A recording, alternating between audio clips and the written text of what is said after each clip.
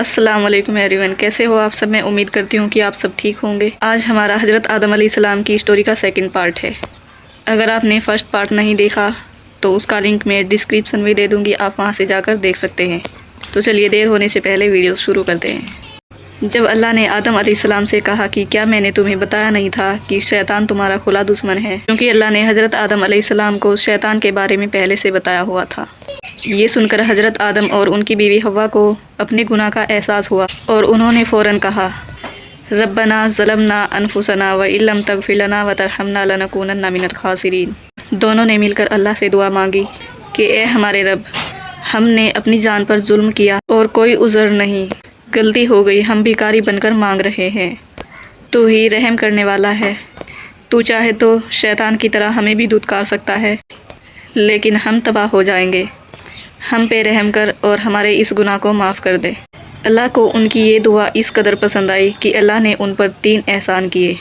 Number 1، اللہ نے انہیں ان کا مقام واپس کر دیا جو انہیں گناہ کرنے سے پہلے عطا کیا گیا تھا۔ نمبر 2، گناہ بھی معاف کر دیا۔ اور نمبر 3، آئندہ کے لیے اللہ نے انہیں یہ توفیق دی کہ سیدھے راستے پر چلیں اور کبھی ایسی غلطی نہ کریں۔ اللہ نے ان کی توبہ قبول کر کے ان پر یہ بہت بڑا احسان کیا کہ اب اگر شیطان تمہیں بہکائے گا تو میں خود تمہاری حفاظت کروں گا، اب اگر شیطان وسوسہ ڈالے گا تو میں اس کو روکوں گا۔ لیکن بات یہیں پہ ختم نہیں ہوتی۔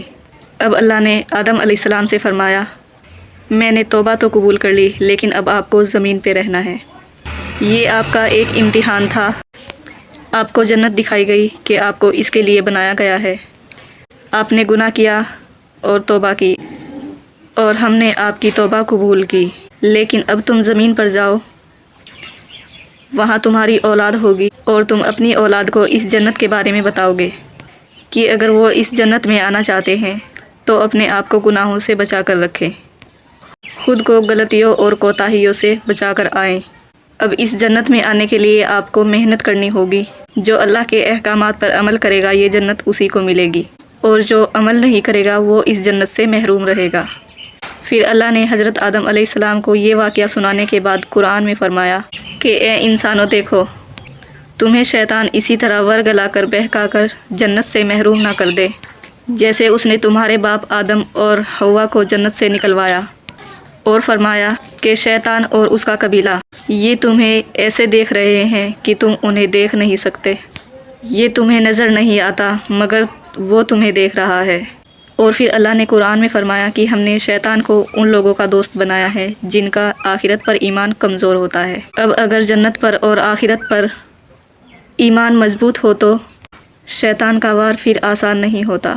اس آیت سے ہمیں یہ سیکھنے کو ملتا ہے کہ ہمیں شیطان سے بچنے کے لیے موت کو، قبر کو اور آخرت کو یاد کرتے رہنا چاہیے اور ان کے بارے میں پڑھتے رہنا چاہیے۔ جہنم میں طرح طرح کے عذاب سے بچنے کے لیے گناہوں سے بچنا چاہیے اور سوچنا چاہیے کہ ایک دن آئے گا اور ہمیں حساب بھی دینا ہوگا۔ اللہ نے ایک جگہ قرآن میں فرمایا ہے کہ جو لوگ قیامت کو بھول کر بیٹھے ہیں، آج کے دن یعنی قیامت کے دن ہم ان کو ایسے ہی بھول جائیں گے جیسے یہ دنیا میں حساب کتاب کے دن کو بھول کر بیٹھے تھے۔ اللہ ہم سب کو گناہوں سے بچنے کی توفیق دے اور موت، قبر اور آخرت کا خیال رکھنے کی توفیق دے، آمین۔